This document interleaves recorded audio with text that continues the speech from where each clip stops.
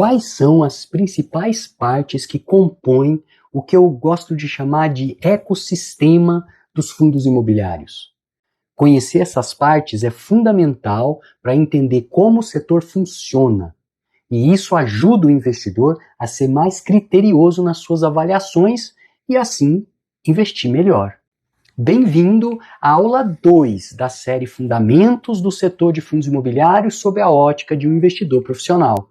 Eu sou o professor Fernando Cossenza, pesquisador de pós-doutorado da FEA-USP e fundador do Observatório de Fundos Imobiliários. Eu estudo e invisto em fundos imobiliários há mais de 20 anos.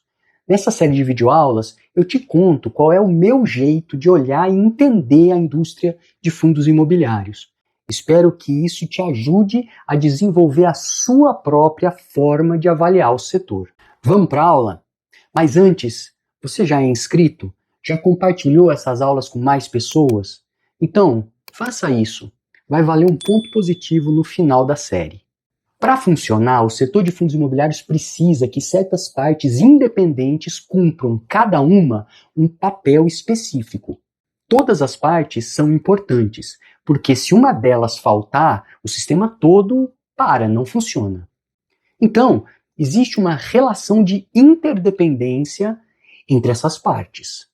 É como um ecossistema, onde partes diferentes, cada uma com os seus próprios interesses, e guardem essa informação, convivem em um determinado equilíbrio. E quais são as principais partes do ecossistema do setor de fundos imobiliários? Eu vou destacar 5, e depois nós vamos nos aprofundar em 2. As 5 partes são o regulador, o administrador, o cotista, o gestor e o inquilino.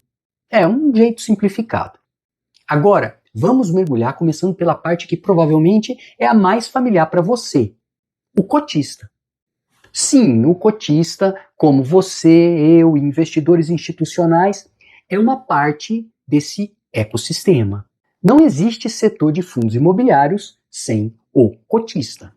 Via de regra, é com o recurso do cotista que são comprados os ativos do portfólio de um fundo. Portanto, o cotista, é efetivamente o dono do fundo. O interesse do cotista é obter o melhor retorno do recurso investido, ajustado ao risco de cada fundo. Esse retorno se dá pela valorização das cotas e também pelos rendimentos distribuídos. Um cotista lúcido, emancipado, que sabe onde pisa, tem clareza sobre qual é o retorno que ele espera, o risco que ele aceita assumir e o prazo do investimento. Assim, ele vai tomar decisões, comprar ou vender o fundo A ou B, conforme o seu interesse. Claro, outra parte do ecossistema que eu quero aprofundar aqui é o gestor. E sobre o gestor, aqui tem polêmica. Sempre tem. O gestor é aquele que recebe do cotista o mandato para operar o fundo. Cumpridas as normas, é o gestor quem decide quais ativos comprar e vender, negocia contratos com inquilinos e com prestadores de serviço, define a estratégia do fundo. Ou seja, o gestor é o piloto que está ao volante. E ele faz isso a serviço do cotista. Por esse serviço, ele cobra uma taxa, que é um percentual anual sobre o patrimônio líquido ou sobre o valor de mercado do fundo. Agora, olha lá, chegou a hora da polêmica. O interesse do gestor é obter mais faturamento com as taxas que ele cobra. Claro, as gestoras são empresas e, como parte do ecossistema, também são autointeressadas. Não tem nenhuma surpresa nisso. É comum ver investidores gritando e exigindo que o gestor defenda os interesses do cotista. Olha só, na boa, não é assim que funciona. O gestor não vai colocar o seu interesse próprio abaixo do interesse de uma outra parte. Não seja inocente, o jogo é outro. Mas calma, eu também não estou dizendo que o gestor vai sempre prejudicar o cotista. Lembra que eu falei sobre as partes de um ecossistema conviverem em um certo equilíbrio? Então, é esse equilíbrio que vai determinar o resultado total do setor. A gente precisa entender isso para não ficar perdendo tempo.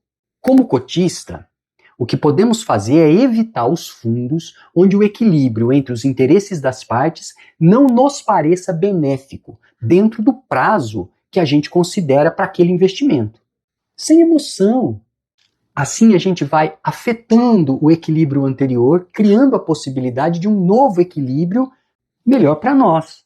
Outra coisa que precisamos fazer é apoiar o regulador para criar normas que incentivem a melhora da governança dos fundos.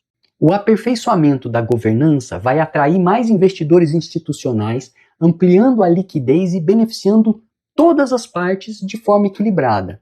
Olha, nada disso é sonho. Podemos aprender muito com outros setores que já enfrentaram desafios equivalentes e encontraram bons caminhos.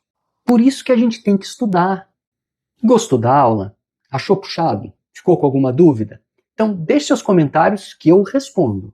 E não se esqueça de compartilhar com mais pessoas interessadas em fundos imobiliários. Eu vou publicar a terceira aula assim que o canal chegar a 2.000 inscritos. Te vejo em breve.